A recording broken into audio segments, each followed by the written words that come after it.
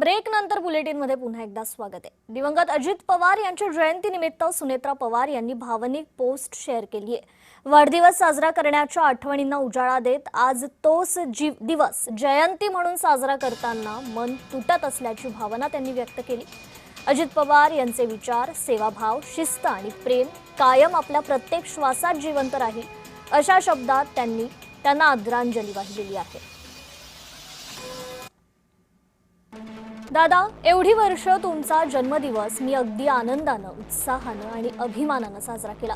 घर, कुटुंब आनंदात असायचं, शुभेच्छांचा वर्षाव असायचा। पण आज तुमचा हाच दिवस जयंती म्हणून साजरा करावा लागतोय हे दुःख आहे। हे कटू सत्य स्वीकारायला माझं मन आजही अजिबात तयार होत नाही।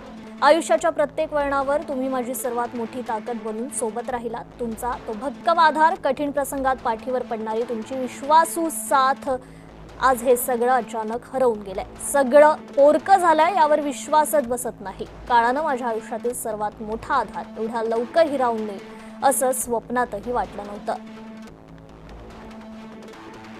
आज तुमचा हा दिवस साजरा करताना काळीज पिळवटून निघतंय, डोळ्यातील अश्रू थांबायचं नाव घेत नाहीये। दादा, तुम्ही भलेही आज माझ्यासोबत शारीरिकदृष्ट्या नसलात तरी तुमचे विचार, तुमच्या आठवणी, तुमच्या लोकांप्रती सेवाभाव कायम आमच्या सोबत आहे।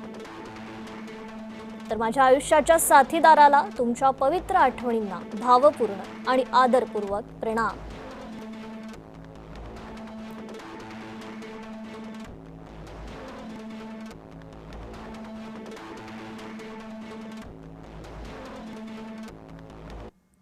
दिवंगत लोकनेते अजित पवार यांच्या जयंतीनिमित्त अजित पवारांच्या स्मृतीस्थळी उपमुख्यमंत्री सुनेत्रा पवार आणि जय पवार यांनी अभिवादन केलंय।